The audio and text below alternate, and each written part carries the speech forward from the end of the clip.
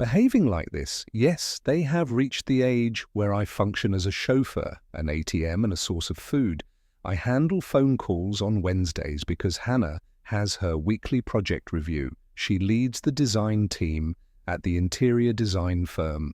Where she is employed, they construct opulent office spaces and mansions as part of a nationwide organization. They ensure that each project is exceptional. There's nothing more disheartening than witnessing something you paid a substantial amount for being featured in someone else's corporate PR press release. Needless to say, I was taken back to see Hannah's sedan in the driveway. Perhaps she had left something behind that she needed. Otherwise, why wouldn't she park in the garage? As the kids hopped out of the car, they immediately raided the refrigerator. "Hey, take it easy, guys. Leave some space for dinner." Placing my briefcase on the floor, I entered the living room to find Hannah curled up on the couch, wrapped in a blanket. The day was warm and the house was certainly not cold. "Hey, darling, what's the matter? I'm not feeling well. My stomach is churning and I'm experiencing some issues." "What do you think it could be?" "It might be some sort of flu, all right? So why aren't you in bed?" But I had an accident. "Could you please change the sheets?" As I took 2 steps into the bedroom, I realized what had occurred. I went to the garage and retrieved a nose clip and some latex gloves. At the very least, all of our beds are equipped with waterproof mattress covers, a habit from when the children were younger and would occasionally have accidents. Now we are prepared. However, they will only come into our bed when they feel worse than the dog. I had no intention of preparing dinner after this ordeal, so I opted to order pizza and take a shower, using up a can of air freshener. I sincerely hope that I don't contract whatever illness Hannah is struggling with after enduring a week of suffering and cleaning up the mess. Consequently, Hannah made an appointment with our family doctor. Unfortunately, it proved to be a complete waste of time as the doctor provided predictable answers. They suggested it might be the flu and advised giving it more time if the symptoms persist. We were told to return in a week. Consequently, 2 weeks later, Hannah visited the doctor again. She had lost several pounds due to her fear of eating, as she was worried about the consequences. Energy drinks have become her main source of sustenance. The doctor conducted some blood tests, but nothing was significantly abnormal enough to warrant further action.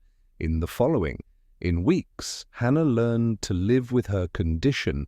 Although she felt terrible, both physically and emotionally, she resorted to wearing adult diapers and baggy pants to conceal the fact that it was my responsibility to do the grocery shopping. No, I didn't use a shopping list. It was easier to pay the full price and have Hannah place online orders, while the kids and I found activities to do on the weekends. Unfortunately, Hannah never felt well enough to join us. We carried on without her, but our personal lives have suffered greatly. It's not surprising, though. Who wants to engage in unpleasant tasks when there's a risk of experiencing even more unpleasantness? At least I found some relief in occasional self-pleasure. Oh, what a mess. 2 months later, Hannah sought the help of a specialist. Of course, she felt perfectly fine the day before her appointment. On the day of the appointment, they conducted numerous blood tests until our insurance deductible was met. Goodbye to those 5 pieces of our budget. They discovered elevated level of unknown enzymes in her intestines, which made some sense but wasn't. Explained further it was possibly related to Crohn's disease, but tests for that came back negative, the doctor advised, keeping a close watch on the situation. One evening, I jokingly asked, "Do you think I'm the one making you sick?" Hannah responded, "How can you say that you've been amazing at taking care of me since this all started? I'm exhausted from fighting this battle." Hannah's new lifestyle was that of a recluse. She spent most of her time working from home and rarely ventured outside. She continued to lose weight, shedding an additional 20 lbk. Occasionally, she would feel a bit better, but those moments of respite were short. usually lasting only until the weekend. The children were so engrossed in their sports activities that they failed to notice Hannah's absence from their games. Time passed by in its usual manner, although Hannah wasn't ill enough to miss work. She could feel her connection with her team slowly slipping away. Eventually, management demoted her. Months turned into years, and Hannah couldn't help but feel guilty about the lack of intimacy in their relationship. To compensate, she settled for occasional encounters about once a week. It wasn't ideal, but it was better than nothing. When Dustin turned 16, he became quite a handful. Hannah no longer had to worry about getting him and Sarah to and from school, but instead she fretted over their whereabouts when weren't home. At least Hannah was making an effort to assist, although she rarely felt 100%. She had learned to cope with her condition for a brief period. It seemed like Hannah's bowel problems were improving, but after about 6 months they resurfaced, and everything was just as terrible as before. Hannah found herself crying frequently. Her life continued on its usual course. Dustin graduated from high school and was preparing for college, while Sarah graduated early and left home, as well. The day after Sarah's high school graduation, I confronted Hannah. We need to have a conversation. Very well. What is the matter? I have filed for divorce, citing irreconcilable differences. The initial look of shock on Hannah's face quickly transformed into intense anger. Did you cheat on me? How could you do this to me? The children have grown up, and it is time for me to move on. How can you leave now? I know the past 5 years have been difficult, but my love for you never wavered. What have I done to deserve this, Dennis Wilson? Hannah's eyes widened, and despite her best efforts, tears streamed down her face. You know, that's a foolish question. I was merely waiting for the kids to leave for college. It was more cost-effective to support you while they were still at home. I hope it was worth it. But, John, that was years ago. We have already been through this. I apologize. Moving forward. Hannah's health drastically improved after I relocated her. Previous intestinal problems seemed to vanish. It was clear that I had been the cause of her illness. In order to move on from our past, we decided to sell the house and divide the profits. Initially, I believed that I could avoid seeking counseling, but that turned out to be a mistake. The outcome remained unchanged.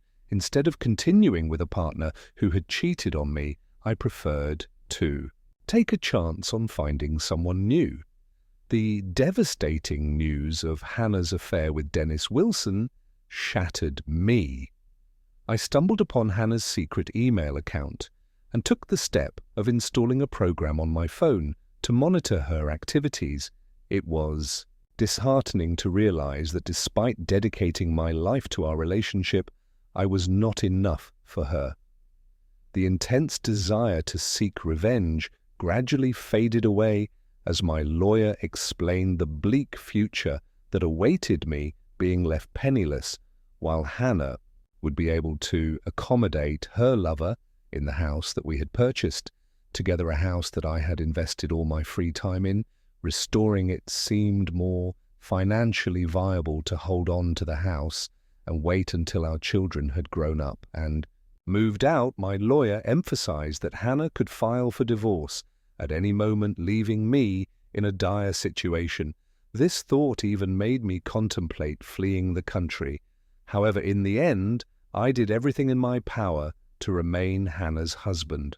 I chose to stay, and my children became the center of my life.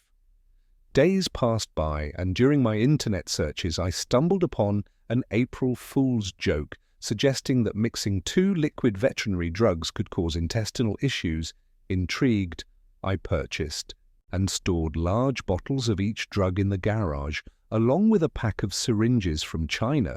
Using the recommended syringes, I injected the mixture into Hannah's coffee supplies, particularly her beloved blueberry and hazelnut blend, since the kids didn't drink coffee and I initially disliked the taste.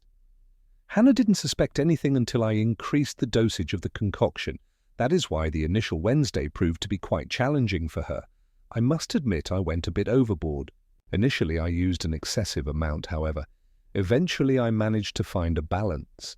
It was enough to make her feel terrible, but not severe enough to warrant a visit to the doctor. It was rather amusing how her friends, after consuming a cup of spoiled coffee together, ended up catching the flu. It was like friendly fire. I discovered that she had rejected Dennis on multiple occasions. No, it wasn't because she didn't want him. She simply didn't feel ready for it. After a few years, he finally gave up. I believed Hannah's novel was a lost cause. That's when I reduced the dosage of the medication, although not completely, as I was still seeking revenge. However, Hannah reached out to him again. I increased the dosage, and Hannah experienced a relapse. A week later, she sought help from the specialist once more. On the day before and the day of her appointments, I ensured that Hannah consumed conditioned coffee despite her claims of devastation and being unprepared for my divorce petition. Her tears did not move me. It was only when I presented her with the investigator's report from 5 years ago that she realized the seriousness of my intentions. Dennis's wife received a copy and included Hannah in her time of need. Dennis suffered greatly during the divorce. Now he survives on ramen noodles and water, while high-sex wife entertains her new partner. I consider this to be sufficient revenge. Although I would love for Hannah to know how I achieved it, I fear that I may have crossed some legal boundaries. So I smile often. Will I remarry? Most likely. No, perhaps, who knows? Cannot even enjoy dating without the fear of experiencing the heartbreak that Hannah caused me. Time Heals is my last hope. Subscribe to our channel so that your second chef doesn't betray you. Feel free to proceed and listen to the upcoming narrative as it pales in comparison to the subsequent tale. However, if you are below 18 years old, it is strongly advised against contemplating the idea of listening to the following story.